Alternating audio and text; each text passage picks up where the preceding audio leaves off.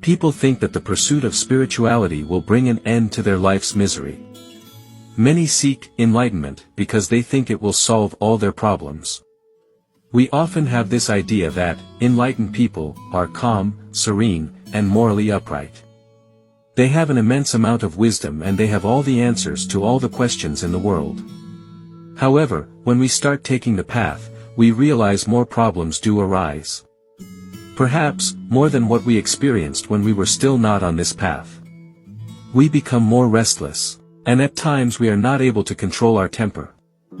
Our judgment between right and wrong becomes blurry, and oftentimes we make unpopular decisions that may harm ourselves or others. Instead of getting more answers, we tend to start to ask more and more questions, and we catch ourselves in a deep rabbit hole.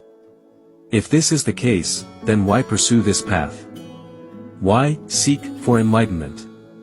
Well, this happens because, since the beginning, we have the wrong expectations, to begin with. The spiritual path will not make you divine or holy. You already are. The spiritual path is the path of remembering our true nature. To seek enlightenment is not to attain otherworldly powers or abilities. It is remembering our truest potential as sparks of the divine, created by the same stardust of the primordial supernova. The reason why we don't want to hurt others is not because we have the highest moral standards, but because we slowly start to understand compassion, that hurting others is just like hurting ourselves. This realization will lead us to a new level of understanding. Not because of a holy book we avoid doing bad things, but because we understand by experience that doing such will harm others, and it will wound our souls.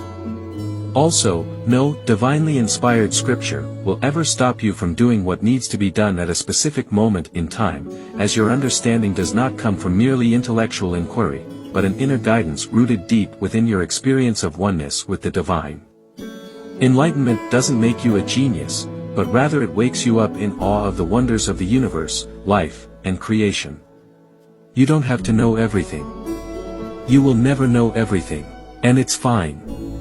It's better to have many questions left unanswered than to have presumptuous answers to life's most difficult questions. But our minds should never be closed and need to be constantly in awe, giving thanks to the whole cosmos for letting us experience this life, right here and now. Enlightenment is not an escape from this worldly prison. It is the realization that there is no prison to escape from because this moment, this very moment, is enlightenment.